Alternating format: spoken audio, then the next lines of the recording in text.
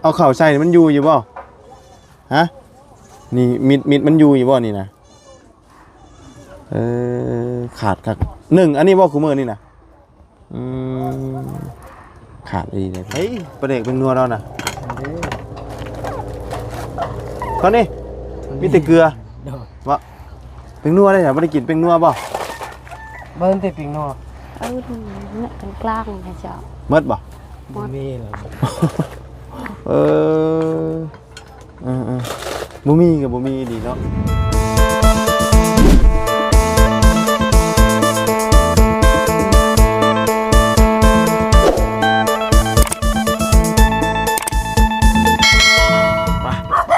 โอ้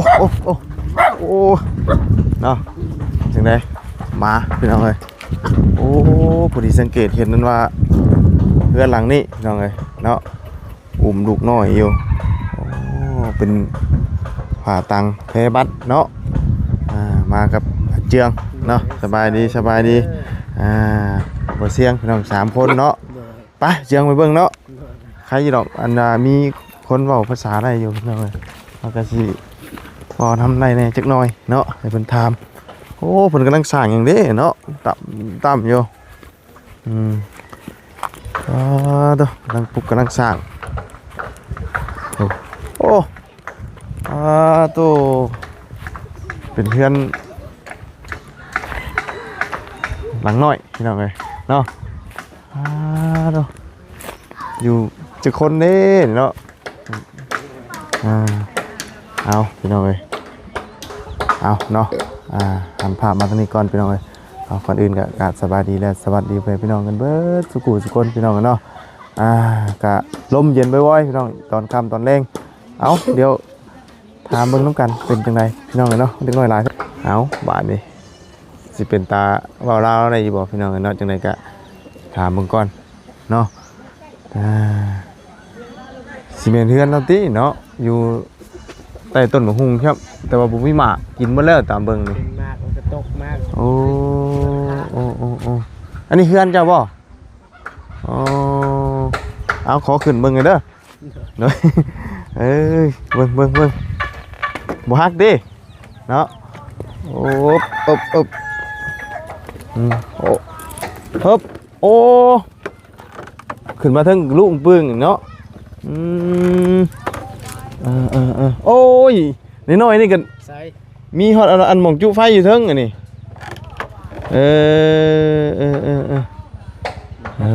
บ่ฮักเนาะสบายดีเด้อย่ำมาใกล้ๆได้บ่ฮะย่ำมาใกล้ๆได้บ่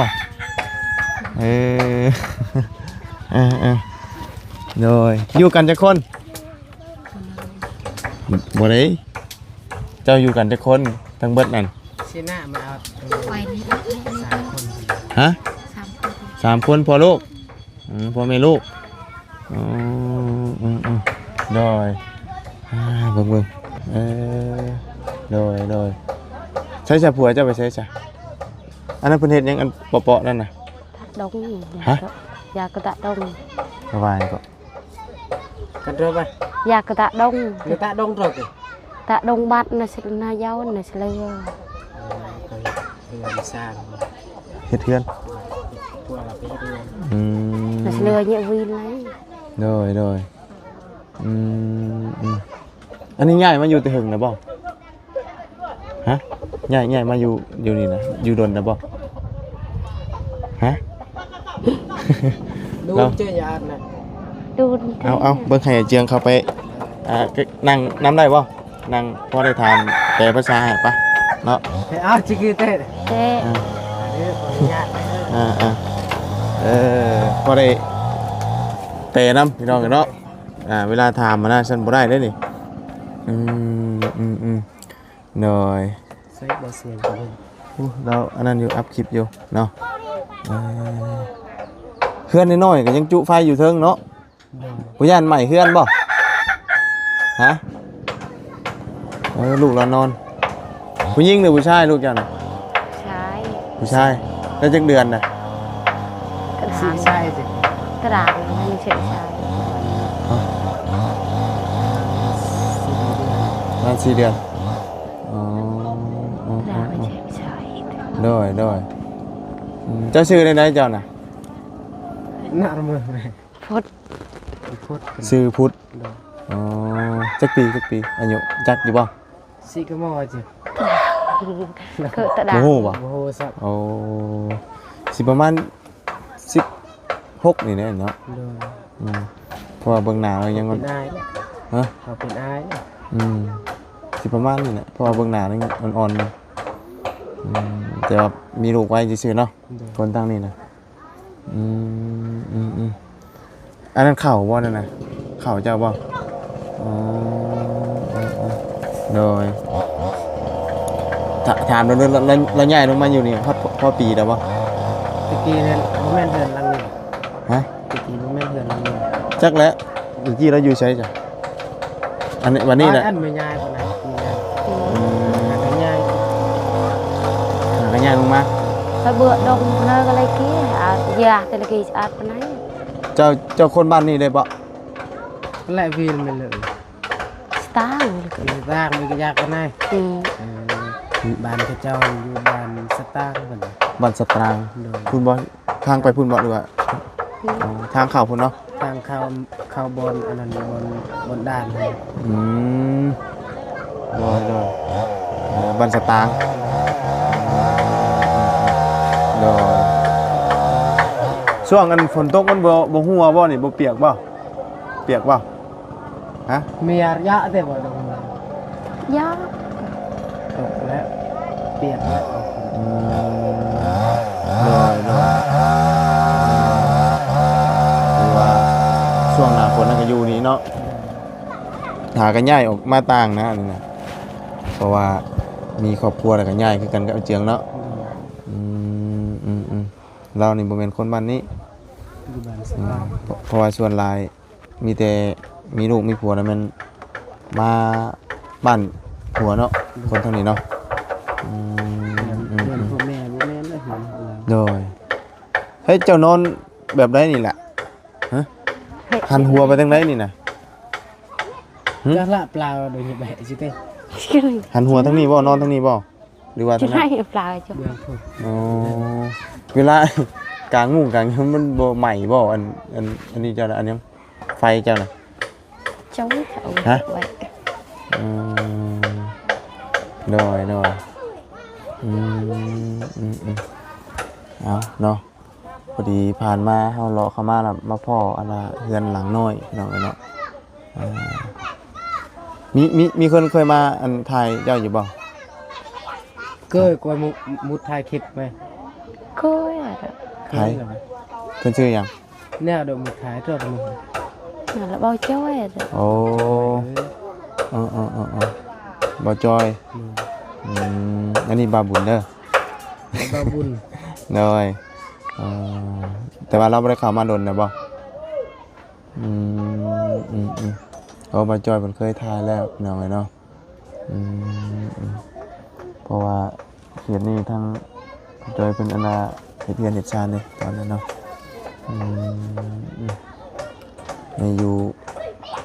ครอบครัวใหม่เนาะอันเข้านี่จักเป้านี่นะฮะ bố thì bố báo อันนี้นี่ปูกับยาปันให้ได้บ่อ๋อ เลยเลยกันเวลาแรกกระชากเลยขบวนโยโย่แรกกระชากเลย ฮะ นั่นละที่เขาทำเราทำได้ เออ ยันไม่ได้ยิน โดยบาบุญได้หูอื้อนี่บ่ค่อยได้ยินเนี่ยนี่ หูอื้อเนาะโดยเนาะคือบ่ซื้อสังกะสีใช่แล้วนี่นะนี่ฮะ น่าแต่จ้างกระชังเสียนั่นเลย à phá cháu เรามีเงิน บ่มีเงิน ด้วย สังกะสีประมาณ10แผ่นนี่บ่ได้บ่ mình sẽ thay đi บ่มีเงินผัวเจ้าเฮ็ดนี่รับจ้างบ่อันเฮ็ดตอนนี้นะอันไปเฮ็ดเฮือนเดี๋ยวนี้นะ อยากมาปะตะดงไปไทยจ้าง รับจ้างแล้วเว้าลาวบ่ได้เลยบ่นี่ ฮะ จักเลย บ่ลองเว้าลาวกับอันน่ะอ้ายมึงดูล่ะได้อยู่บ่ เอาเมื่อไรเลี้ยวเลยกะ ได้เลี้ยว ฮะ เนื้อพี่เนื้อโดนเข็ด ได้เลี้ยวแล้วตะดังได้เลี้ยว กลัวตะเต้าถูกไหม บ่ฮู้เนาะเอ้าบ่ได้เข้าโรงเรียนบ่ บ่ อ๋อบ่ได้เข้าเรียนจ้ะได้เรียนวิทยาลักลอง เพราะว่าส่วนหลายถ้าว่าได้เรียนนี่สิฮู้ภาษาเนาะเจ้าเนาะแต่ว่าบ่ได้เรียนนี่แม่นบ่ฮู้นะพี่น้องภาษา บางเพิ่นบางสตางค์ตะไกล อืม ประมาณ4 ลัก5 ลัก โดย ตะกลองวิทย โดย ได้เรียนวิทยาลักลอง อืม มาละเกิด วิลมียังเปะเลยอทังน่ะบ่ โดย เป็นแหกเจอxem áo ấy hệ còn là đẹp hàng còn ba khác คือวิชาแล้วปากันเลย เราอยู่ซะแล้วอยู่ทิศทางดำทางใหญ่เลยเนาะ วิชาแล้วลงเทียหน้าปุ๊บ อันนี้ยังห้องน้ำบ่นี่น่ะ áo ฮะ ผมทำ ห้องน้ำโอ้เอาผานี่เฮ็ดบ่เลยนี่เนาะอืมเป็น ผาอันนี้คุมบ่เลยทั้งหลังคาทั้งอันว่าอันนี้ทั้งข้างเนาะห้องน้ำทันสมัยดินี่ บ่มีสังกะสีจักอย่างตัวอ้อมกับบ่มีอีกเอาอันว่าอันผ่าบัดอ้อมออกมาเลยเอาลูกเจ้าสักลายบ่น่ะ là Hả?บ่แม่นบ่ là Tít. tất kẹo xiết ติดเอาซื่อบ่ โดย เออ ใครติดให้น่ะเจ้านี่บ่อ๋อที่ว่าสักลายให้ลูกนะยันว่าเป็นประเพณีเพิ่นทางนี้เนาะบ่แม่นเนาะใช่อันนั้นเสื้อผ้าหน้าแพร่เจ้าก็มีเท่านี้บ่อีหล่ะไว้ใส่เบิดอันนี้น่ะคือบ่เห็นมีหยังในเรือนในชานเจ้านี่มีเท่านี้เออสมว่าอันเป็นครอบครัวใหม่ดีเนาะ โดย บ่มีหยังหมอกกับซองใบนี่เด้โอ้ซองเบิ่งหลังคาแล้วก่อนเด้อนี่พี่น้องเอ้ย2ชั้น3ชั้นไปได้เนาะโอ้อันนี้เอาไว้ใส่หยังอันนี้น่ะคือห้อยต้องแต่งไว้อยู่นี่ถุงยางนี่ เอาไว้ใส่หน่อย ฮะ ยางเอาไว้ใส่หน่อยเฮ็ดเทียบ น้อยเราเว้าลาวบ่ได้เนาะเรามีแต่นางยิ้มเนาะ เออ เคยมาถ่ายคลิปแล้วก็กล้าอยู่ อื ตอน ม นี้มันแบบมันสั่นตัวมันสั่นเลย เจ้าสั่นบ่เด้นี่ จักแล้ว เจ้าย่านบ่เจ้าย่านอ้ายบ่ล่ะฮะย่านบ่ ยางอยู่ ย่านบ่เออโดยบ่าวบุญก็มาแบบเดียวกับบ่าวจ้อยหั่นน่ะเด้อมาถ่ายทำถ่ายคลิปคือกันเนาะบ่ต้องย่านเด้อมาดีถ้ามาให้นี่มันห้องเสียงโวกวายๆโลดนี่มาดีเด้อ เออจำอายุตัวเองก็บ่ได้เนาะจะมีญาติพี่น้องจักคนจะอยู่เฮือนอยู่บ้านเจ้านะ Sẽ ฮะ หลายและครอบครัวเรา หลายบ่ เนี่ยครับครอบครัวทั้งพ่อเราตอนนั้นแบบเราแต่งงานกันค่อยกันมา อันนี้นะ แม่น เอ้า เขารู้จักกัน โอ้ แต่งงานน้ำโมเขา จื้อได้อยู่บ่จื้อได้อยู่บ่ cỡ thật hàng เชื่อคน แต่ว่าเจ้าจื้อบ่บัดนี้ เชื่ออยู่ อืม เจอ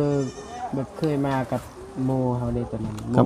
โมคอยเป็นพี่น้องกันกับเรา บอกชื่อหมู่เจ้าลองเบิ่งให้เผื่อเราสิฮู้ บอกแล้วทีนี้แล้วก็ฮู้ ฮู้อยู่ เนาะ อ๋อแต่ว่าเราบ่จื้อเจ้าชื่อเนาะตอนมางานดอกงานแต่งนะ เมื่อก่อนก็ละทางเหรอ cỡ à ta bớt ก่อนแหละ con xem căn pi là thang เมื่อบอกระบายสุดกีบอก đây hết là สุดก็ให้ประจาระเบียง ถ้าบนก็ทำนาระบาย อยู่ว่าเป็น เหมาะแหละก่อนเนี่ย ก็เลือบช่างก็บนนาระบาย สุดกีนุ่นเลือบช่างเด้อบ นนาระบายอยู่ก็เบนนาบนเลือบช่างตะเตะเจ้าหน่อยบนเตะเจ้าหน่อยเดี๋ยวปีพอจะไหน อย่าสบายกันละทาง ฮ má ơi kỳ chỉ còn 3 khác อันนี้บ้านหยังก็ลืมเลย บ้านตะเฮือ bạn thử thôi บ้านทาเฮือเนาะ ต่อเฮือ บ้านตอเฮือบ้านตอเฮือนี่เพราะว่ามีป้ายอยู่บ้านตอเฮือเนาะ บ้านสะแลนยังบ่ฮอด ตัดชะแลนนี่เข้าไปอีกแม่นบ่ เลือกชีวิตเตอวิชาไร nông ok nông mua vi là vật bị cày này chứ tựa say là อืมโดยบ่ได้หนึ่งข้าวบ่มื้อนี้หึ đã đôi Bà. khi บ่ได้หนึ่งบ่เบิ่งหวดเพิ่นน่ะป้าโต ใหม่บ่ได้มันสิอยู่บ่ข้าวนี่เอาข้าวใส่มันอยู่บ่ฮะนี่มิดมันอยู่บ่นี่นะขาดครับหนึ่งอันนี้บ่คุมื้อนี่นะขาดอีเลยพี่น้องเนาะคือบ่เชื่อไหมคือบ่เชื่อไหม nhân chứng โดย บ่มีกับบ่มีดีเนาะพี่น้องเอ้ย เลย เพิ่นขายอันเท่าไหร่นี่ nồng là เว้าคอยเนาะบ่ได้ยินแน่นี่ đạn โอ้โหเนาะบ่เกิน 5,000 10,000เนาะเพิ่นขายน่ะ แต่ว่าลาวบ่ได้ดอกจะยากเลยเนาะเจียงเนาะ เลย มันยากเลยพี่น้อง กับบุติ ผัวจะบ่ลาวได้บ่ได้เนาะยังไม่ทันเห็นนี่ผม โดยอันประมาณจักปีจะผัวเรา ไม่เคยเห็น ยังบ่เคยเห็นบ่เราเฮ็ดเวียกอยู่เนาะเฮ็ดอันน่ะเฮือน เลย ต่ำอยู่อันนี้น่ะเฮือนปูเฮือนย่าบ่อันเฮือนปูเฮือนย่าอยู่นำกันจักคนจ้ะอยู่หลายบ่ฮะ nồng lại mình sẽ chạy nè để lại เนื้อได้ ระวันใดก็ แล้วบ่ฮู้ บ่ฮู้ ด้วย เอ้าเว้ยคือ เราบ่ค่อยเบาเป็นปานใดเราก็เลยว่าบ่ฮู้ อืมเอ้าเฮือนปู่เฮือนย่าตัวเองสิบ่ฮู้ว่าอยู่กันจักคน rèn bao nè lại tựa sang lại bay nè น้อย ประมาณ7คนครอบครัว น้อยโดยเอาเนาะกับพอดีมาเฮาเลาะเข้ามาเนี่ยมาเจอเครื่องเจอของนำบ่เสียงน้อยแต่ว่าเฮาก็พบพ่ออยู่ริมทางเพิ่นพาอยู่หากินแจกเนาะแต่อันนี้เฮามาเพราะเห็นสรุตตาเนาะเลยลงมาถามข่าวเบิ่งเป็นครอบครัวสร้างใหม่เนาะออกมาใหม่อยู่ใหม่คือกันกับไอ้เจียงแหละเนาะลูกเราก็นอนขักกะดีอยู่ในห้องปกติเนาะนอนขักนอนนี่ บ่เอวบ่หยังเลยเนาะชื่อพุทธเนาะชื่อเราพุทธ พูด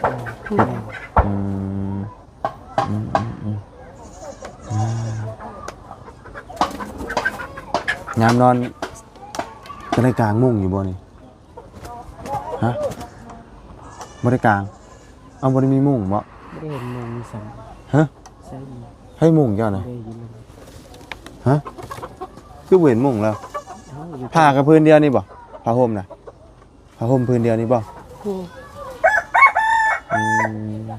มีเท่านี้แหละพี่น้องแนมเห็นน่ะเบิดทั้งเฮือนนี่ เดินไปแต่อีต้นนี้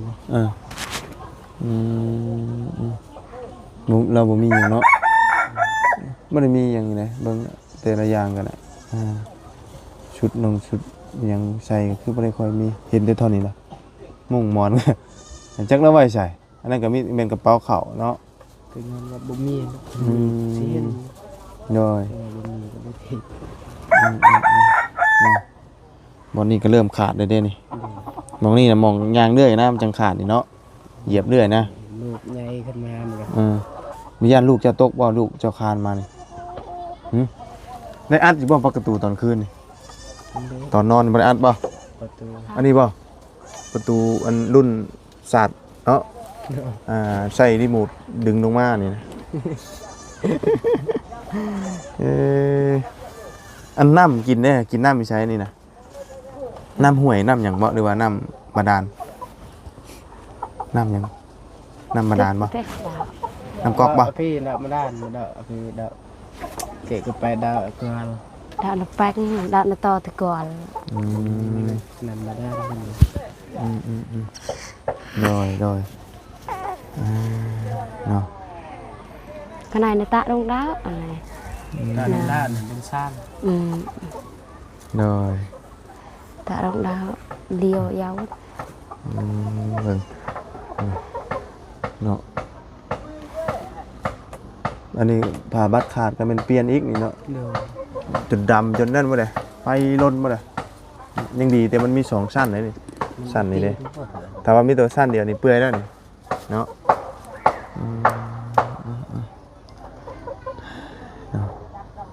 ไปซะเนาะเฮาก็อันน่ะพุ่นน่ะเดี๋ยวอันน่ะไปเอาถุงยังชีพมาให้เราเนาะ เดี๋ยว ของบ่เสียงอันเนี้ยเอาอันน่ะมาให้เราชุดหนึงเนาะเอ้ยเอาเนาะให้ทางไอ้เจียงเอาถุงยังชีพทางของบ่เสียงนั่นแหละมาให้เราพี่น้องเอ้ยเนาะบ่มีหยังเฮาก็ได้แวะถามข้าวเนาะพอดีสังเกตเห็นเพื่อนเพิ่นน้อยๆแล้วก็เอาผ้าบัดเนาะนี่ได้บอกเราด้วยเจียงมีหยังแน่มีน้ำมันมีน้ำปลา แช่งก็ได้เสียล่องดาวพี่ดาวซิวมุมตรงปลามีกั้วเตี้ยว เช็คถามมึงรู้อันของเราหน่อยอยู่ใช้อันเครื่องเฮ็ดอยู่เฮ็ดกินแล้วอยู่ใช้ ไล่มากระเตี้ยวบอยอยู่ถึง ฮะใช้เบิ่งมี ที่เครื่องตะจา ในกระยังนะ เอ๊ะเต้ Thế là tăng cái giang. Tăng cái giang. Cái giang. Giang này. Giang cây.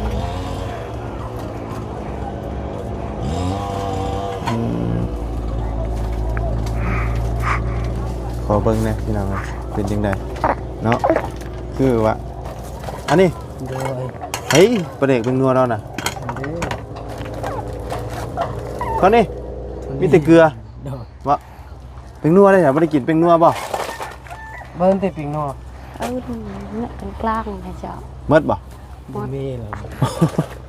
เออบ่มีกับบ่มีดีเนาะ rồi โดย thêm nữa kìm tiền เนาะกินแต่เกลือโดยเอานี่เด้อฉันเด้ออันว่ามาบุญกะเอาทุนนี้ชีพให้ทั้งเราก่อนเนาะ rồi เอาลูกเราตื่นน่ะบาดนี้โอ้ตื่นมาก็บ่ให้บ่เอวเนาะ rồi สบายเนาะอันนี้เด้อด่าเด้อเก็บไว้กินเด้อฉันเด้อlên nhau เป็นของผู้ใหญ่ใจดีทั้งบ่เสียงเด้อขอบใจเพิ่นดูเป็นบ่ Học trai. เนาะเอาซำนี้แหละพี่น้องไงเพราะว่าเว้าหลายเราก็เว้าบ่ได้เนาะ rồi เป็นอะไรถึง10ผู้ใหญ่ใจดีทั้งบ่เสียงเนาะเลยเอามาให้ทางน้องเพิ่นไปซะเนาะเฮาเจียง ไปเด้อฉันเด้อเดี๋ยวถ้าว่าผ่านมามื้อหน้ามื้อในสิไปหาไม้โดยสบายดีไปเจียงเฮาไปโดยลงมาเฮาบัดนี้เอาไม้มาก่อนไปลงเฮาบัดนี้เนาะคอยลงเด้ทักได้เฮ้ยของน้ำเนาะนี่เด้นี่เนาะคักกะดินี่ อันนั้นก็ของน้ำจักบ่โอ้ฮึบประตูของน้ำทางนั้นก็เปิดเนาะเมียนอยู่บ่ของน้ำเมียนอยู่เนาะมันมีท่อออกอยู่นี่ โอ้ของน้ำคักเฮ้ยแบบนี้เนาะนี่แหละพี่น้องเนาะก็เป็นครอบครัวสากใหม่ยังบ่มีอย่างเลยเนาะบ่มีอย่างจักอย่างแล้วก็ได้มีแต่กระเป๋าข้าวอันนั้นพอได้อยู่ได้กิน เพื่อนโบนี่นะ เพื่อนเนาะโหดโพพี่น้องเอ้ย เอาที่นี่ทางบุญมันปลาขึ้น ไปสาพี่น้องเนาะจังไดก็สำหรับคลิปนี้ก็ลำลาเลยเด้อเนาะจังไดก็ขอบคุณเพื่อนพี่น้อง FC เด้อที่เข้ามาติดตามนะครับส้มเนาะมาพบมาเจอทางครอบครัวเพิ่นเนาะก็เลยถามเบิ่งพี่น้องเนาะแต่ว่าเพิ่นเว้าลาวบ่ค่อยได้เนาะมีแต่ให้ทางไอ้เจียงไปให้พี่น้องเอ้ยเนาะก็ยังน้อยอยู่พี่น้องเนาะประมาณ16-17 ปีเนี่ยคน ไปแล้วพี่น้องจังไดก็ แม่พี่น้องเบิด พบเจอกันใหม่เด้อพี่น้องคำมาเริ่มเย็นนี่ได้มีทางอีกจักแถวนี่เนาะ เดิมเนาะ ตอนเมื่อกี้นี่มีทางแล้วพี่น้องเอ้ยไปจังไดก็ไปแล้วขอบคุณไปพี่น้อง FC ครับติดตามรับชมสำหรับวันนี้ไปแล้วพี่น้องสบายดีไปบ๊ายบาย